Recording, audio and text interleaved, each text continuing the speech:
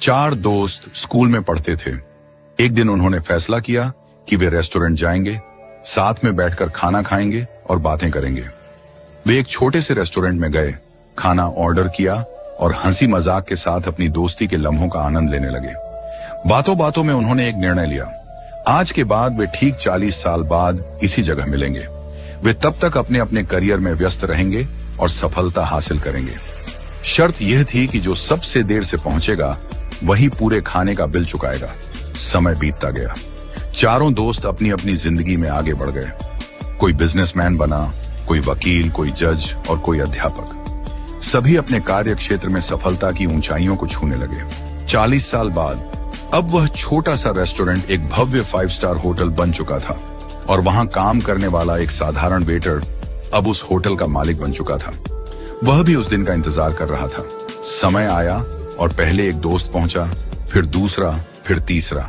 वे एक दूसरे से मिलकर बेहद खुश हुए, लेकिन चौथा दोस्त अभी तक नहीं आया था। थोड़ी देर बाद होटल के रिसेप्शन पर फोन आया। होटल मालिक ने फोन उठाया और कहा, आपके चौथे मित्र ने कहा है कि आप लोग खाना शुरू कर दीजिए, वह बस आने ही वाले हैं। तीनों ने सोचा कि शायद वह किसी काम में फंस गया होगा और सबसे देर से आने वाला वही होगा। उन्होंने भोजन किया, पुरानी यादें ताजा की, अपनी अपनी जिंदगी के अनुभव बांटे। काफी देर बीत गई, लेकिन चौथा दोस्त नहीं आया।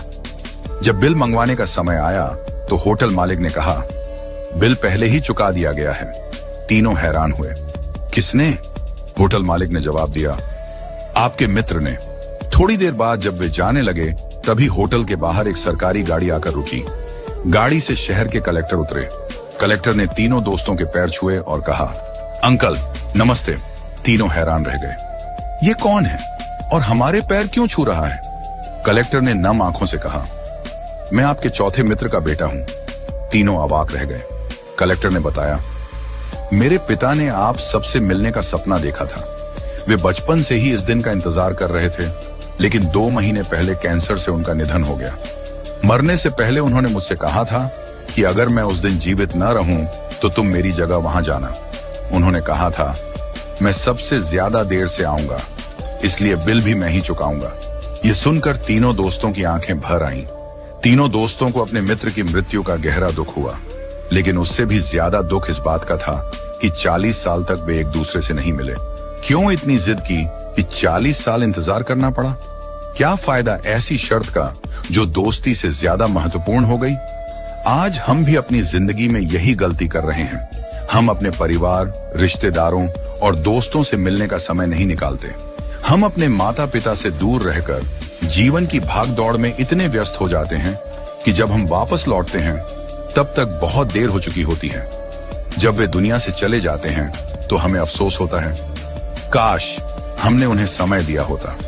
हमारे पास धन दौलत, ऐशो आराम, गाड़ियां और बंगले हो सकते हैं, लेकिन अगर हमारे पास अपने लोगों के लिए समय नहीं है तो हमारे पास कुछ भी नहीं है। भगवान श्री कृष्ण कहते हैं, वसुधैव कुटुंबकम, यानी पूरी दुनिया एक परिवार है। इसलिए पैसा कमाने से ज्यादा रिश्ते कमाने पर ध्यान दें। जो वक्त बीत जाता है वह कभी वापस नहीं आता। वक्त का दान सबसे बड़ा दान है। आज ही अपने प्रियजनों से मिलें, बात करें, उनके साथ समय बिताएं, क्योंकि जो प्यार, जो अपनापन आज है वह कल हो भी सकता है और नहीं भी।